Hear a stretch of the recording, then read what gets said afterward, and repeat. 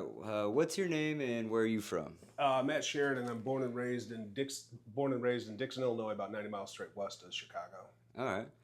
So I'm gonna go into some of these questions. This topic's gonna be on opening and the foundation. So can you share a little bit about who you are and what life was like before coming into recovery? Yeah. So, like I said, grew up small town, 90 miles outside of Chicago. Good life. I mean, both parents still married. Um, Dad was the football coach, baseball coach. Both parents at home. Yeah, and then started, drinking at a young age, and it was, it was good for a while. Mm. I did, had a lot of fun. High school, played football in college. Was always successful. Business career. I was in sales, been in outside sales my entire life, and it was, it was a lot of fun until it wasn't, and it. When it turned into being a job versus being fun, it happened real quick, and that's when things started going, go downhill fast. So, I'd say probably I don't know, 8 years ago is when I really started knowing that I really had a problem. It wasn't functional alcoholism, if that's even a real thing, depending on who you talk to. Yeah. Um, but uh, but yeah, so this is I've been to a couple different rehabs before. This is third time being out in California. First time was '01, so about 4 years ago. That's the first time that actually really started being like, look, I need to get help and make a decision to there's no middle ground. It's all or nothing. So that's when I kind of figured out I needed to get help and started moving towards sobriety, making it a priority. All right. So what are some of the lowest moments during your addiction or mental health struggles that you feel comfortable sharing? I mean, for me, I started having alcohol withdrawal seizures. Oh, So I've had like a dozen of them.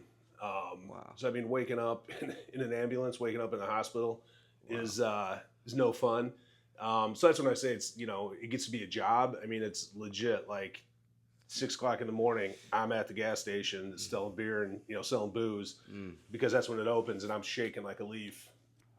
Knowing I need to get something in my I need to flatline. I need to get up to cruising altitude, Damn. or else they're seizing up. Mm. So yeah, so that makes it it's a job where you have to stay at that level, Yeah. or you have to go medically detox. Like I have to, it's not like getting the shakes a little bit. You couldn't just detox on your own. No, I seize out and I die. Damn. So yeah, so I need the medical detox, and the first time 7-day taper off it's kind of crazy. The benzos and booze are the two that'll kill you if you quit cold turkey. And for the booze, for alcohol, they give you benzos. But 7-day taper, and then I bounce back quick from it. My last couple runs, I've caught it a lot sooner. So one of the guys who got me out here, I actually went to treatment with him first time I was out here. But he's like, think about it. I've been sober more than I haven't been in the past year. It's not continuous sobriety, but like I said, I had 6.5 month run. But yeah, I always go back to it. So that's why I'm out here trying to get the final pieces, which I know ultimately is me. But being around those folks. But to answer your question, the lows for sure. I mean, that's the lowest of lows. Seizures. The seizures? Yeah. But then just, jobs, career, family, stuff like that. I mean, it's essentially I was choosing the alcohol over the career, over, the family members and stuff like that. Where's your family at now with all this? So my son plays football in Minnesota State. He's just turned 21. My daughter just turned 28 last Tuesday. But yeah, Tuesday, 20th, whatever. So she's back in Pewaukee, Wisconsin. So I grew up in Dixon, Illinois. In 2006, I relocated, moved with my family to Milwaukee, Wisconsin. So my kids were born and raised in Wisconsin. I grew up in Dixon, Illinois. Last 20 years have been in Milwaukee, Wisconsin. So I came here from Wisconsin, actually. Wow. So my daughter, I was able to, not that they didn't see my alcoholism, they definitely did, but they didn't see the seizures. They didn't, they saw me drunk, obviously. It was all the time. But that's when it was, manageable. The unmanageableness wasn't, I was still able to, put it off. I was going to work every morning. I was working my ass off, and and still making a great living and providing and coaching my kids' football team, my daughter's soccer team. I was doing all that stuff, just drunk. Damn. But I was I could hide it well. Yeah. Yeah. After a while, you kind of get good at hiding it. Yeah, it's normal. Yeah. It's normal. That's your baseline. Yeah, exactly. That's exactly right. All right. So what was going on in your mind, body, and spirit during that time, and how were you feeling internally doing all that? When I was doing that, Yeah. I mean, starting off, it's just normal. So you're really not feeling anything. You know what I mean? No guilt or nothing. No, not at the time, because I was paying the bills, had the nice house, had the nice car, had a good job with 401k and leadership position. I had a team of Wisconsin and Illinois that I was leading, so I was successful. So it was like, yeah, I don't have a problem. So then I didn't really, and there were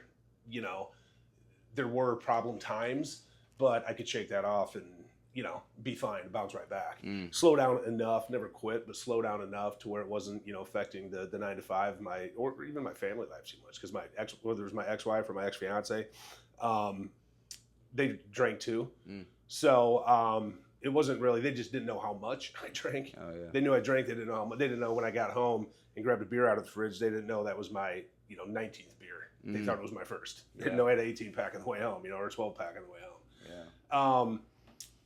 So then, I really, it's just, kind of jaded. I didn't really feel bad about it. I'm like, yeah, so I drink more than the next guy, but I can handle it. Yeah. Whatever. Ego gets involved. I make better money, whatever the excuse was. Yeah.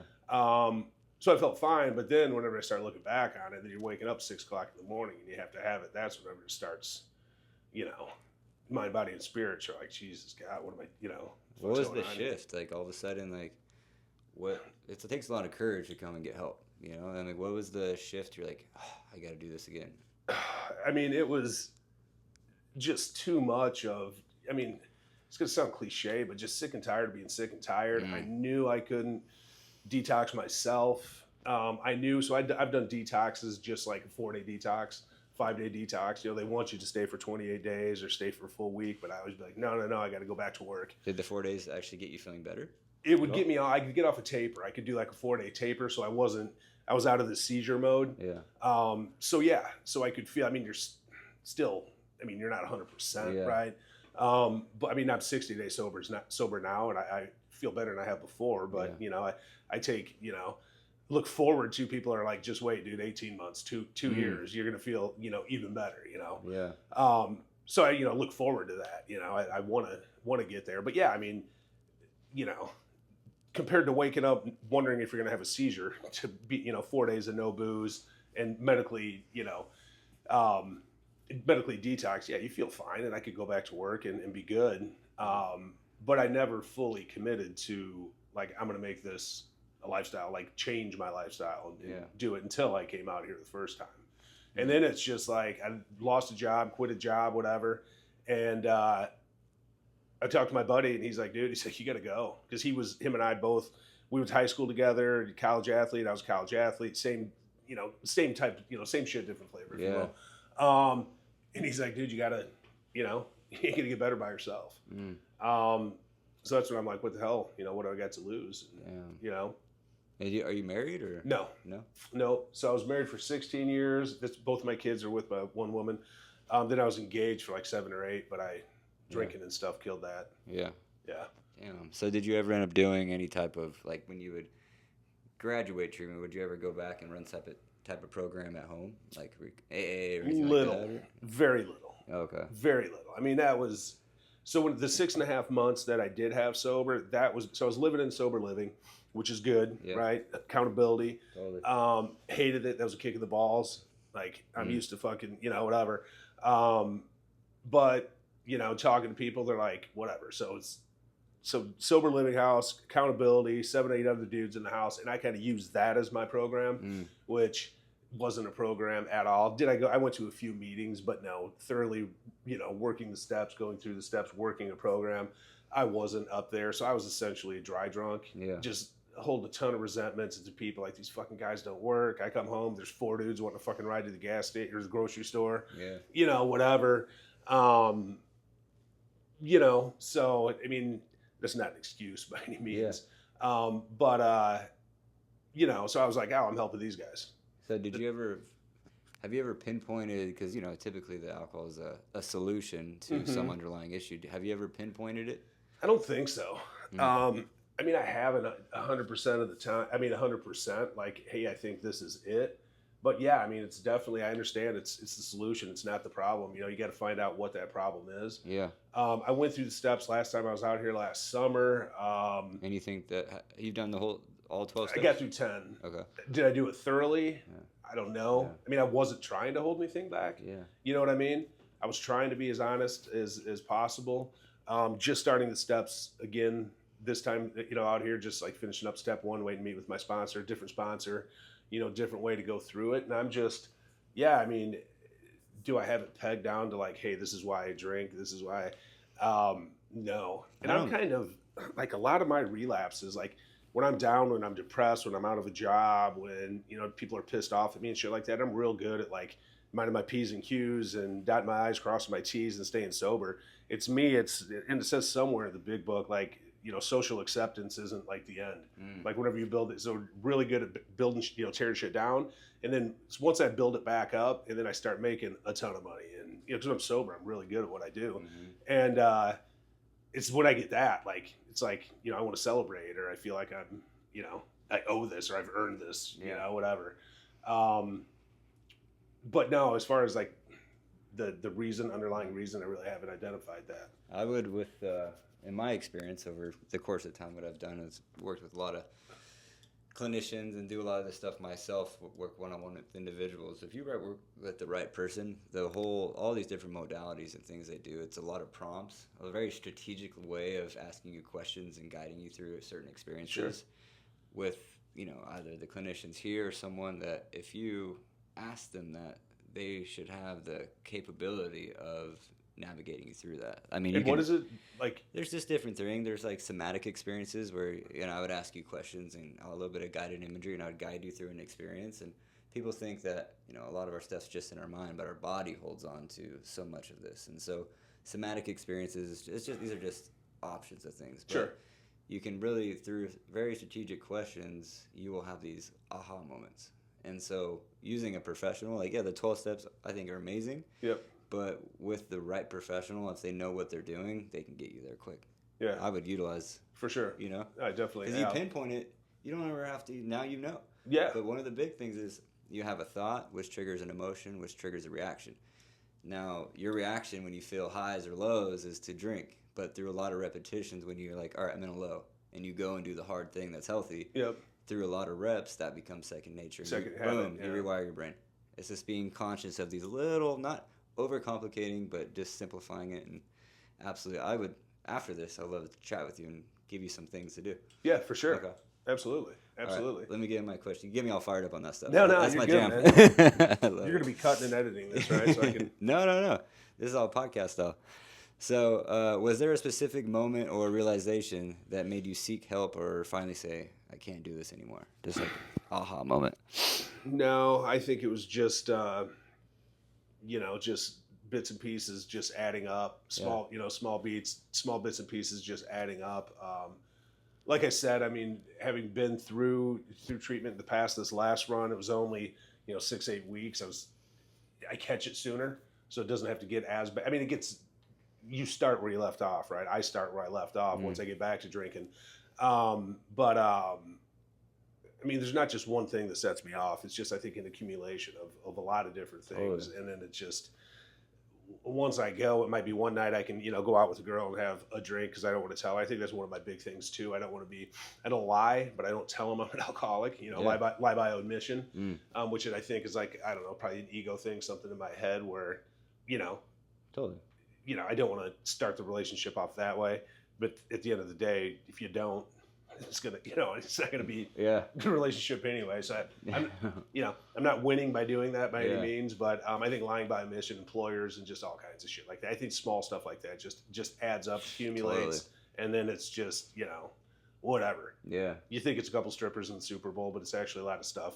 Totally. That's just the ledge that you jumped off of. 100%. So, what has your journey at Safe and Sound Recovery been like so far, and what's different about this experience? So, I showed up sober this time. Mm. I detoxed in Illinois. So I had I was in bad shape to where I'm like, I can't get on a plane. Like I can't fly 4.5 hours. So I detoxed in Illinois. So I came out sober. Having been through the program before, I kind of knew what to expect. Knowing the people in place. It's one of the things I like here. Everybody that you're working with has been through it. It's not somebody, hey, do as I say, not as I do. And everybody's clean and sober now, but they've been through it. So it's like street cred's probably the wrong word for it, but they know. Yeah. They've been through the same shit, if worse, or there's Kind of nobody qualifies you for the job. it definitely qualifies you. Yeah. And nobody compares bottoms to bottoms, Yeah. or I did this, nothing like that. But it's like, hey, this guy or this girl's been through some shit too, and look at him now. Yeah. So there is, there's hope, there's light at the end of the tunnel. Yeah. And then just the I think for any addict or alcoholic, I consider addicts, alcoholics the same. My buddies are like, so is there like a totem pole, like a rating system, like alcoholics are up here and heroin addicts are down here. I'm like, no, dude, we're all shitting on the same fucking toilets. We're all eating the same food. Like, it doesn't matter whether you Totally. Whatever, slamming meth or fucking drinking vodka. It's all the same shit. But but just having the the day to day of the structure, and having it's like anywhere you go in life, it's all about the who, and you can't guarantee that, especially in a treatment facility, right? But having the right people from the top, and then it's just having a good house of like-minded folks that you're living with, and the sober living side of things, and then coming to the groups, having the outings, having that structure is good. Going to meetings Monday, Tuesday, Wednesday, and you still have some flexibility or autonomy to do your own thing. But most of the time, we're doing shit with each other. Like, hey, you want to go here? No, I'm going to stick around. All right, he's going to whatever.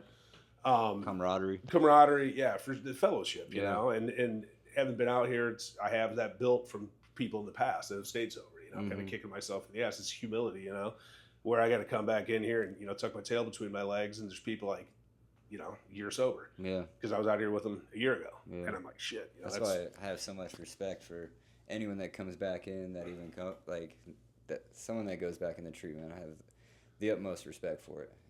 It's tough. It's tough for sure. So, how have you seen how would you describe your relationship with yourself today compared to before? Any shifts? Yeah, I think for sure. I mean, just looking inward. I mean, one of the things I talk to my therapist a lot. Like, I'm not a big emotional guy, right? I'm more, feelings aren't facts type of guy. Imagine I can't figure out why I'm single, right? I don't care what you feel is not a fact. But no, but no, I mean, I haven't been a real emotional guy. My big thing is like emotions are, it's what you do, not what you say. So it's just like feeling, like, what are you feeling, emotions and stuff like that. And just being able to take an honest look, like, good, bad, or indifferent, whether it's meditation or prayer, whatever, and just trying to take a look and find out, like, well, what is it? What am I running from? What am I trying to fix? Yeah. And just like, wanting to understand that instead of just like, what if I do 90 days here, I'll be good. Yeah. You know what I mean? Yeah. Then I go back and start, different, whatever. It's like, no, let's take the time and just the willingness to like sit down and try to figure it out, because I'm not doing it, it's not working by myself. Yeah. I mean, I have a decent amount of time. And, hell yeah. 11 years. It's something I do the same thing I did at a year sober. I still write and go inside. I still see a therapist every week. I just maintain it. So it doesn't stop. Yeah. It's not like, oh, I'm done, I'm fixed, let's go. Yeah, I got it fixed. Nailed it. Cured it. It's a whole lot, like you said, it's a lifestyle. Yeah. And it only gets better, but I don't say it only gets better, but you just have to maintain it. You find your rituals and habits that work for you, and you stay cruising with that. Yeah, for sure. That's what I'm looking forward to, Yeah, for sure. So what tools or practices, like therapy, groups, breath work, journaling, spiritual practice, have had the biggest impact on your healing? Anything that stands out? Yes. All the above. Really? Journaling's not something I do enough. I can definitely see the benefit of it. Like, I'll do it for like 3-4 days in a row, and then I won't do it for a week. Yeah. It's never became habitual to me. Huge fan of breathworks. I really like breathworks, whether that's before bed at night, throughout the day. I mean, I have stupid stuff like my Apple Watch. I'm like, all right, I want to drop my heartbeat down to 60s right now. It's probably the athlete in you too, though. Yeah, for sure. Meditation's big for me too. I'm trying, I don't know if you can be good at meditation. Like for the longest time, I'm like, I don't know how to meditate. And then once you start learning, you can meditate, a lot of different forms of meditation. It's not a monk sitting there Indian style for 8 hours. I can't do that. Yeah. But just being, aware of your thoughts. Yeah. And then working out's big for me too. I like going to the gym and just, whether it's with guys from the house, by myself, and just, put music on and go work out and get the blood moving, blood flowing. And one of the best. Yeah, for sure. Yeah. For sure. So just, outdoors, anything like that. But for me, schedule is big, and it's not like, rigid schedule, or if I don't do this at this time, but like knowing I wake up at 5 o'clock, we leave at 5:30 to go to a 6 a.m. meeting. Home, reading. I like reading a lot of, different, whether it's nonfiction or fiction books. So I like reading for, it depends. It's kind of fluid right now, but 30 minutes minimum. But knowing I'm going to do that, knowing I'm going to meditate, knowing I go to the gym at 3 o'clock, knowing, we have this meeting that we go to, and just, because, if you're an AA person, that's only, 24 hours a day, that's 1 hour. You got 23 hours you got to fill up. So just knowing, instead of just being waking up, like, all right, carpe diem, whatever. And it's like, I like knowing, hey, I got to get this done. Get these 5 things done. It's going to be a, productive day. Yeah. All right. So this one's on family connection and hope. Mm-hmm. So how's your relationship with your family or loved ones changed since beginning this journey?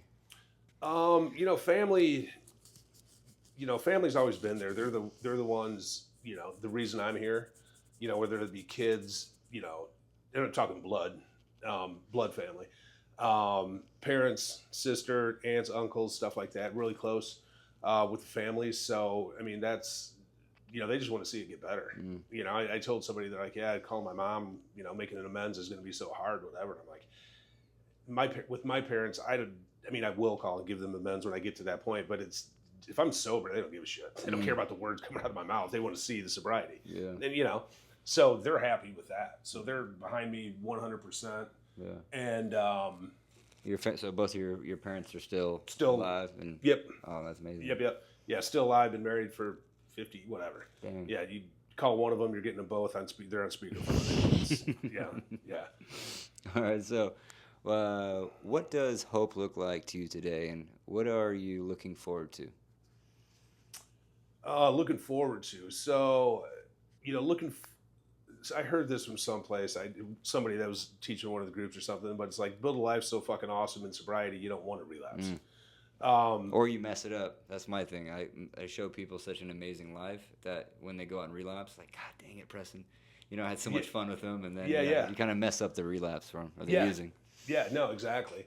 So that's the hope. I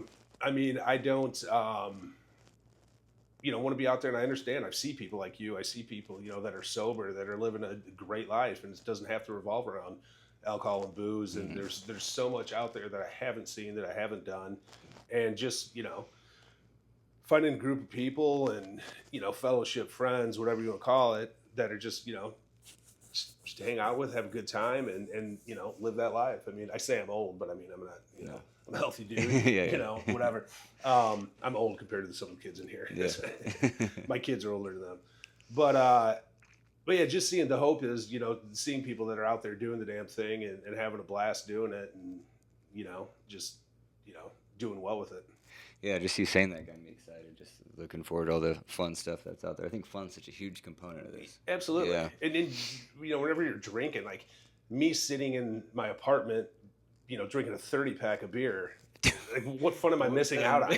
Nothing. Yeah. Calling a fucking Uber because I have a breathalyzer in my car and I can't start it in the morning, taking an Uber to the store to get fucking booze, to the liquor store, I can't, I don't want to do that sober stuff. It's too boring. Yeah. Yeah, absolutely. All right, so what does your mind, body, and spirit feel like now compared to before? I feel good. I feel healthy. I wish 60 days sober? 60, okay. Yeah, 62. Who's counting? Yeah, who's counting? But no, I feel great. My mind, they talk about pause, and, I've always bounced back from everything pretty quick, so I didn't get too far. I was never, psychosis. I know it's more of like a hard drug type thing. Yeah. So I feel good body wise. Spirituality is one thing I need to improve on. Need to work on. grasp. I'm not against it by any means, but I don't. What does that look like for your spirituality? I don't know. I mean, that's what I'm trying to figure out. I mean, I have no negative, nothing against God. I'm not, whatever, agnostic or atheist, nothing like that. But I mean, I'm just kind of, turn your life and your will over to God. Okay, what's that mean? What's that look like? And I just think it's like anything. It's practice. It's being open-minded and all being that. open-minded, being thorough and practice and just doing it. And I'm a pretty black and white guy, and that is like not black and white because you don't can't put it in a spreadsheet and be like, oh, this is the ranking of all the sales reps, 1 to 200. I'm 5. Okay, I need to go up. There's 4 people better than me out there. Spirituality is a little bit different, so I think that's just something I need to, put my faith into. Which, no pun intended. But yeah, that's. But as far as mind and body go, I mean, I feel I'm sharp mentally, physically.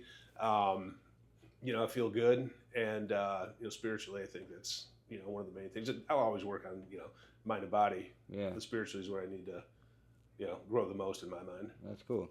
And you're so open to it. It's amazing. Well, this isn't my first time around. So. Yeah. All right. So this section is inspiration for others. Now, from my experience, there's so many families and just friends that are trying to get their loved ones into treatment, and it's just there's so many people that just need a little bit of inspiration out there. So I put this section of questions just to hopefully we can inspire some people together and get it out there. So what would you want a mom, dad, or sibling watching this worried about their loved one to know? This is the best place. I mean, if your child or significant other, or loved one, whatever, is struggling with drugs or alcohol, this is the best place they can be, hands down. I mean, they're around professionals, start to finish, whether it's medical detox at the start, or however long you need that medical attention. Once I've done with the medical detox, I'm good with. I don't need any drugs, nothing like that. Yeah.